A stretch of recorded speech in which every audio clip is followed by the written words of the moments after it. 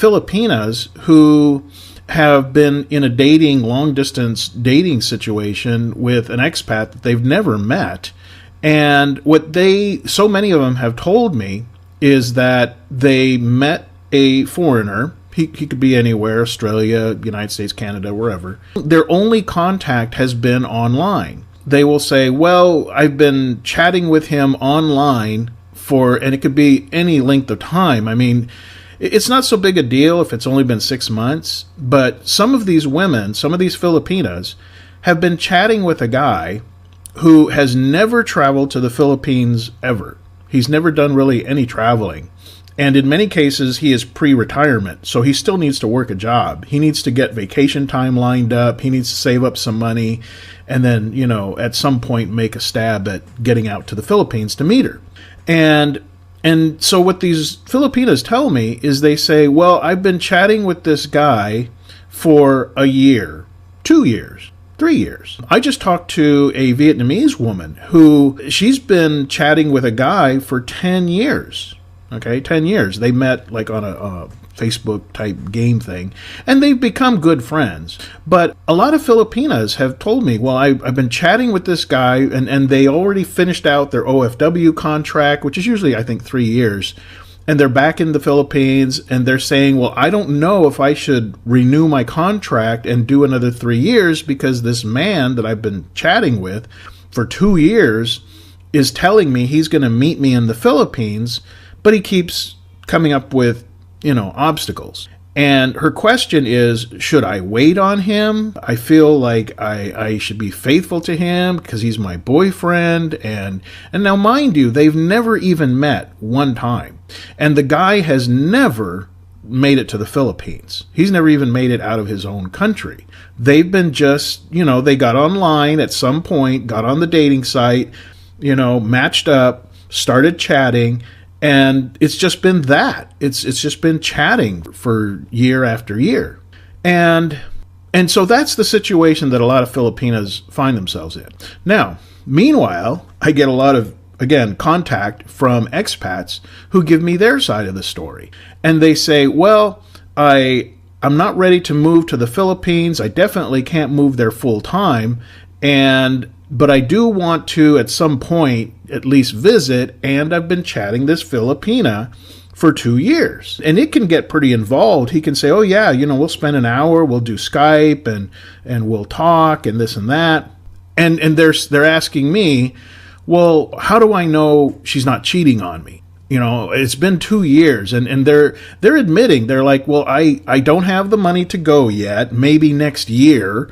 Or they'll say, I just can't get the vacation time, or I have obligations with my children from a previous divorce, they're still minors, or I'm taking care of my aging parents. There's all these obstacles to why they just simply cannot get out to the Philippines to meet this woman that they've been chatting with for 2 years, 2.5 years. And so that's the situation that comes up. Getting back to what I've said before, I've talked about the dating sites, several times, and I've always said, don't mess with the dating sites until you're like 3 weeks ready to book your flight and be in the Philippines. And really, you shouldn't even mess with it till like the day you arrive. There's a plethora, entire banquet, a huge selection of women to meet in the Philippines on these dating sites, and you don't need to line up a woman 6 months, a year in advance. In fact, you're limiting your options because, and I've gone over this all before, if you develop a long-term, long-distance, internet-only connection with a Filipina, when you get to the Philippines, that's the only Filipina you're going to really get to talk to because she's going to literally want to meet you at the airport and stick to you like glue and make sure that you don't talk to any other Filipina during your whole vacation there. So what you really want to do is, if you're going to use these dating sites, wait until you actually get to the Philippines, maybe 2 days before your flight. Start saying, hey, I'm going to be in Cebu, Manila, whatever. I'm going to be there in a couple days. Do you want to meet? And then just meet them for lunch. No promises, no let's get married, just meet for lunch. And then see how it goes. That's the best way to use the dating sites. But getting back to the situation, here you have guys who are anxious to get to the Philippines, and, I understand. Life is life. You're working in the West, you're either in a cubicle or a warehouse, or you're a truck driver or whatever, and you got the daily grind going. You're not interested in dating any local women. You're interested in the Philippines. And so you get on the dating site, and it's a bright spot in the day to come home or on your lunch break or pull the truck over. I know guys, truck drivers that do this, and just get on the laptop or the phone and have a video call, and you're talking to this really sweet Filipina, and we're not even going to get into the whole scammer thing. That's not the point here. But it's a bright time of day to just chat with this one Filipina and just, have some conversation. I understand. It's a bright part of the day. It's really cool. But again, it comes with certain built-in problems. And that's where the boots on the ground rule comes in later. Okay, because I wanted to set this premise first so you understand the importance of what's going on and what the situation is that creates this.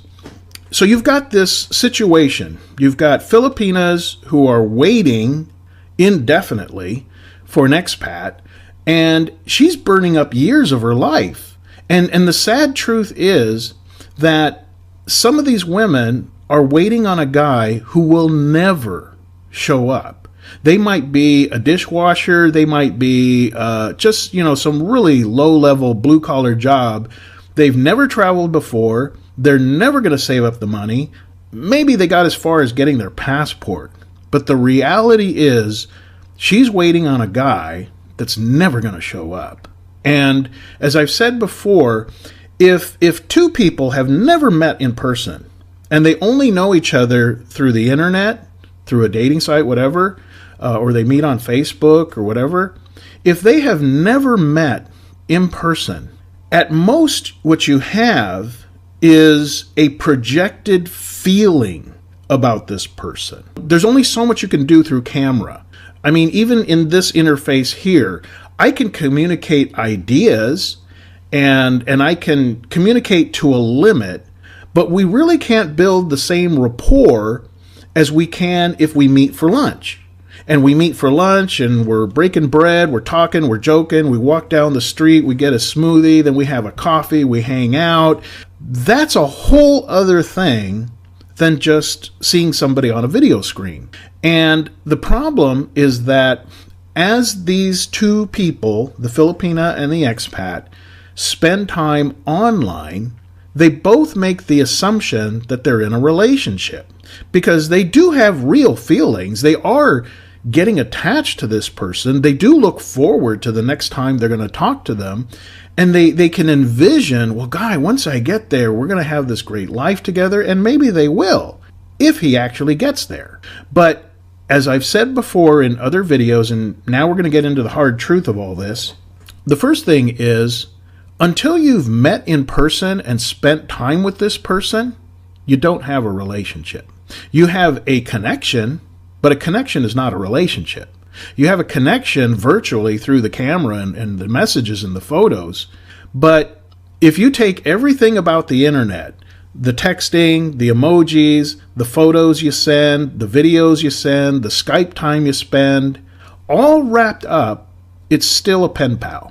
It's a glorified pen pal. You haven't really got a relationship.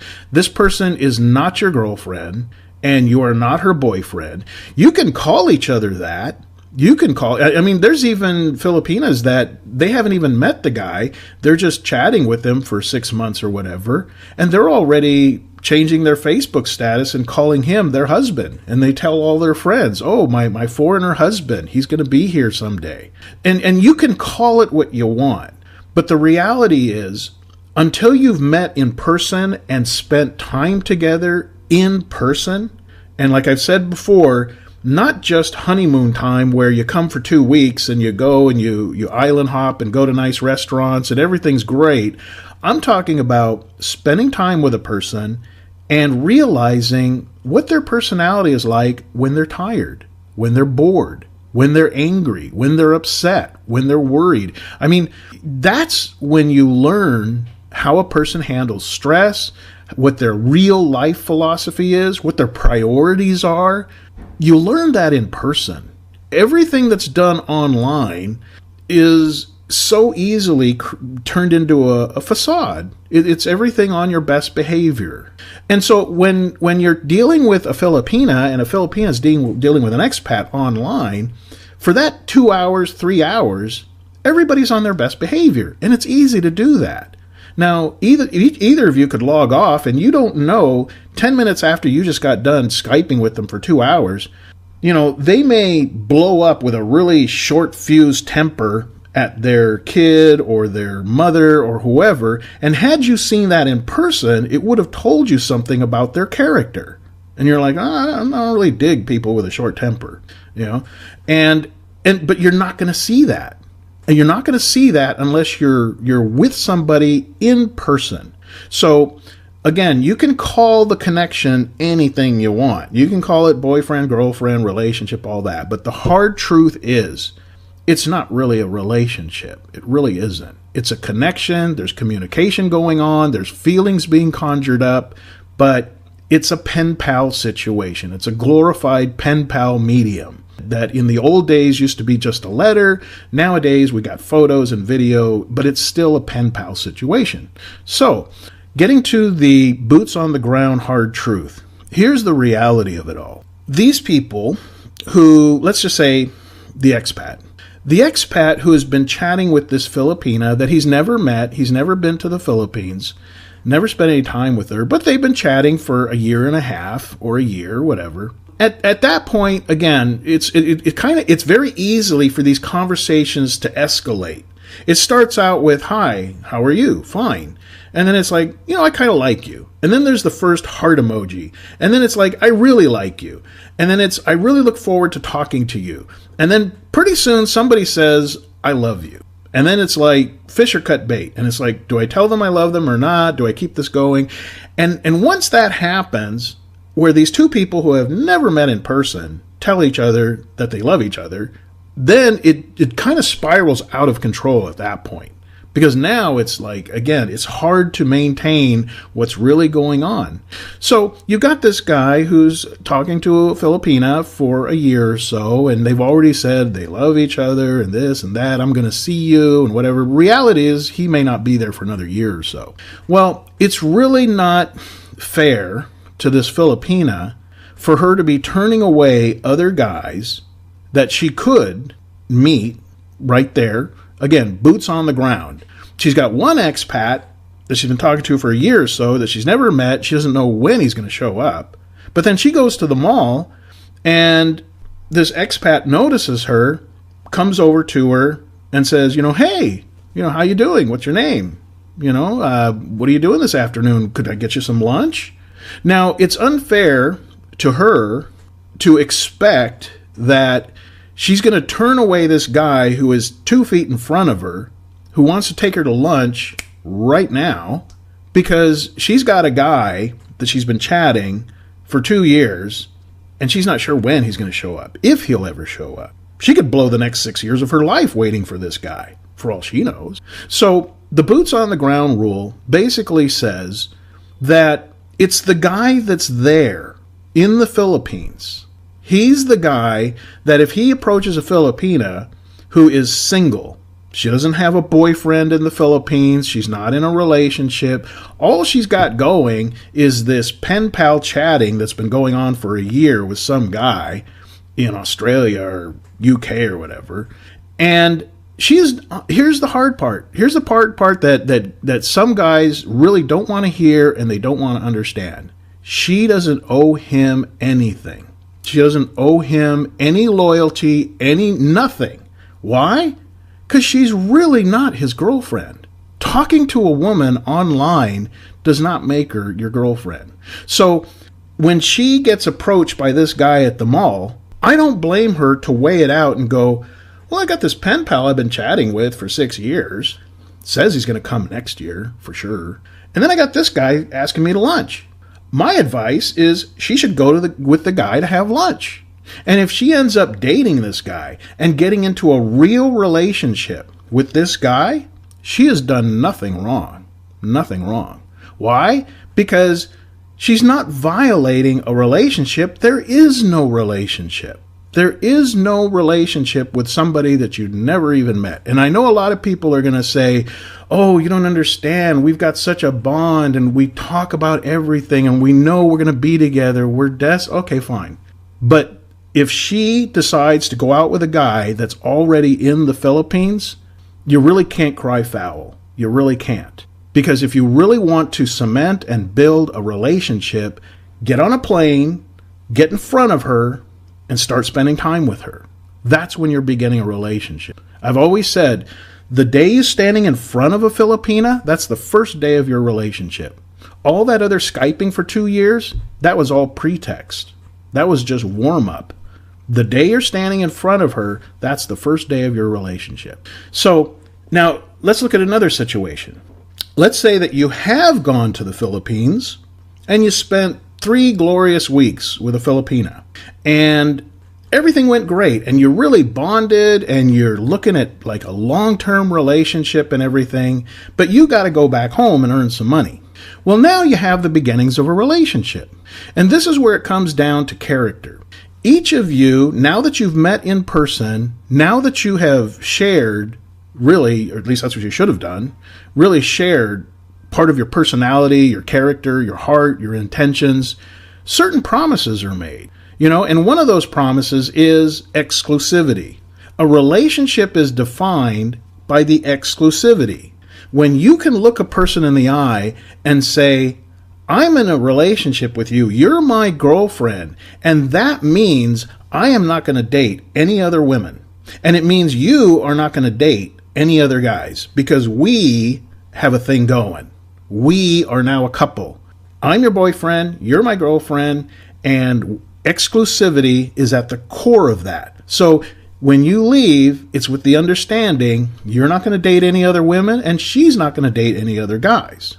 So this is where it gets important. You go back home after, again, 3, 4, 5 weeks with this Filipina, this woman you've met, and this is where you've got to really start thinking, what is your plan?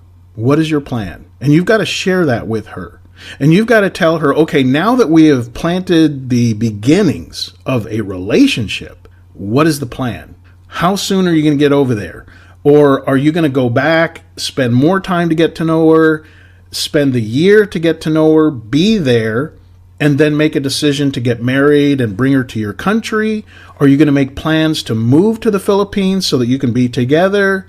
What is the plan? And then you need to follow through with that plan. Not empty promises about, well, I'll get there someday, or show up in the Philippines in another city and go date some other girl. Because what'll happen is, even though you have the beginnings of a relationship, if another 1.5 years goes by and all you have is the memories of that 3 glorious weeks 1.5 years ago, well then, at some point, she's right back to really being a single woman again. Because, again, how long is she expected to wait? Just because you were with her for 3 weeks 1.5 years ago, she's supposed to wait the next 6 years for you to get your act together and get over and move to the Philippines? Or bring her to your country? So, if that turns into a long gap, the longer the gap gets, pretty much the relationship promises become less valid.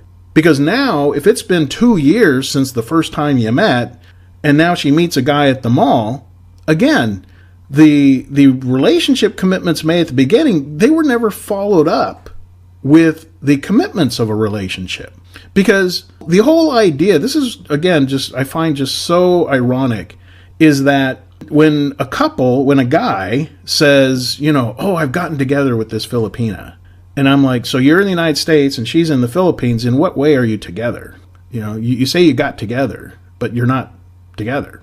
You're in 2 totally different places. And that's fine if it's a short-term thing. If you're just getting your ducks in a row so you can bring her over and now you're physically together in your country, or you're going to go to the Philippines, same thing. So you can be physically together. Now you can say you are together as a couple. Not together in concept, but really together. You wake up together, you eat together, you shop together, you argue together, but you're together. So the boots on the ground rule. I'll give you an example. And this is when it first came up on my radar. This was about Guy was around 2013. So again, I won't give any names here, but one of the messages that there was a guy that I was chatting with, expat, and he was in the States, and he then moved to the Philippines, and he had a buddy who was still in the States. This buddy of his contacted him and said, hey, and now his buddy had not been to the Philippines. His buddy was still trying to, work things out so he could get to the Philippines and meet this girl, this Filipina. But meanwhile, his buddy is living in the same city. And so his buddy back home comes up with this brilliantly stupid idea. And he says, since you and my potential girl that I've been chatting with forever, since you both live in the same city, how about you go meet her, spend lunch with her, and then report back to me what your in-person impressions are? That's the idea that the buddy back in the States came up with. And so the buddy who's in the Philippines is like, yeah, sure, whatever. What's the worst that could happen? So he meets with this Filipina. Now keep in mind, this Filipina and the guy in the States have never met in person. They've been chatting, whatever, but they've never met in person. There is no commitment. They're not boyfriend, girlfriend. They're just basically pen pals.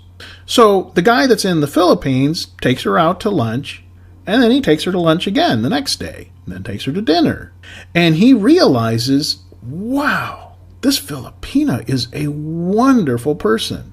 She is great. She is fantastic. And he falls in love with her. And she falls in love with him.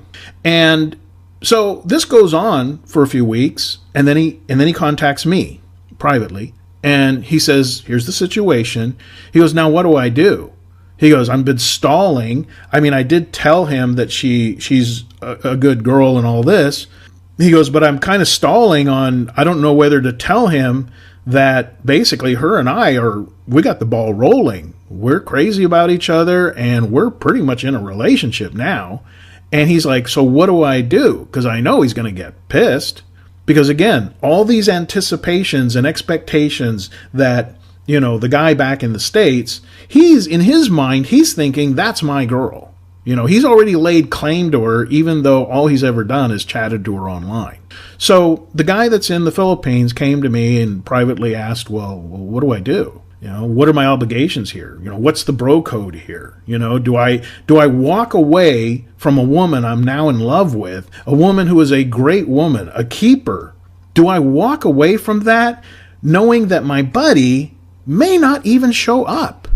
He's been stalling for a year. He may never show up for this girl. So I'm supposed to break her heart and leave her waiting for my buddy who may not show up? Is that the right thing to do?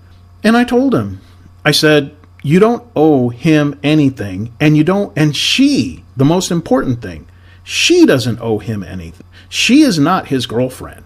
She and him don't have a relationship. She and him never met in person. She and him made no promises to each other. She and him have no exclusivity. In fact, I would not doubt that the guy back in the States is probably still chatting other Filipinas, if truth could probably be known. And that's fine. That's okay, because he has no commitment of exclusivity with this Filipina either, because they've never met. And so it's okay if he wants to chat her and chat this other Filipina and chat another Filipina. He's really doing nothing wrong, because he's just pen paling. He's just chatting. He hasn't met any of them. So based on the fact that really there is no relationship, this Filipina in the Philippines and the guy in the United States who have never met each other in person, they may have shared some feelings, they may have shared and communicated some photos and whatever, but the reality is they don't have a committed relationship. They don't. They've never even met in person. So I told him, I said, look, I know this is going to really throw the poo in the fan, but you love this woman, she loves you, continue in your relationship. You have boots on the ground. You're there. You are in front of her, and you're willing to commit to her. And by the way, they did not only stay in the relationship, they got married. and now they have a child together. And it's they're very happy. They're a married couple. It all worked out great for them. And they're perfectly happy with that. Now, as you can imagine, I said, well, you do owe this much to your buddy, is the truth. Tell him. Just don't excuse it, nothing. Just tell him the truth. You met her, you liked her, you fell in love with her, she fell in love with you, you're going to keep seeing each other, and that's where things stand. And so that's what he did. And of course, his buddy got all blown out of shape. You stole my toy. You were supposed to just talk to her or whatever. Well, that was a stupid idea from the beginning. You don't send another man to go check out your potential future girlfriend. That was a dumb idea to begin with. So the two, obviously they're not friends anymore. But the guy and the Filipina, like I said, they got married. They're still together. Their life is great. And I look at all this, and there was no wrong committed. Just because somebody got their feelings hurt is not proof that a wrong was done. If anything, that guy should be angry with himself that he never got on a plane and got in front of her the way the other guy did. If she meant that much to him, he would have found a way to get there and make it happen and start a relationship with her and build and plan a relationship where they could be together. But if he's not willing or able to do that, then he's not ready for a relationship. He's not ready to spend time physically with the woman he says he's interested in. He's not ready for a relationship. The other guy was. Not only was the other guy single, he was ready to start spending lunch, dinner, afternoons, everything with this woman. He was ready to make it happen. He was ready for a relationship. So the Filipina, which guy should she pick? The guy who's not ready for a relationship or the guy who is ready for a relationship? So no, this is the hard truth that guys have got to understand about boots on the ground. It's that whole, bird in the hand thing. Why would anyone expect a Filipina to turn down a guy who's standing in front of her, ready to start a relationship, ready to start dating, when, the bird in the hand, whereas her other option is one or two other guys that contact her and keep telling her for the last 2 years, I'm going to get there. I just got to save some more money. Oh, I couldn't get the vacation time. Oh, this came up and I can't go. That could go on forever. It's unreasonable to ask a Filipina to wait indefinitely for a guy she's never met or only met briefly 2 years ago and turn down a boots on the ground guy who's standing right in front of her. So getting back to what I've always said about dating sites, don't put yourself in this situation. If you know that you're not going to be to the Philippines for another year or two because you got to get the money together, fulfill your obligations, whatever your reasons are, if you know that you're still a year or two away from moving to the Philippines, don't get started on the dating sites. Because best case scenario, you're going to find a good woman, build all this rapport, and one day, I guarantee you, if you let 2 years go by, all of a sudden you're not going to hear from her, and then you're going to see on her Facebook, she's got a boyfriend. And who is that boyfriend? It's an expat in the Philippines that she met in her town who took her out.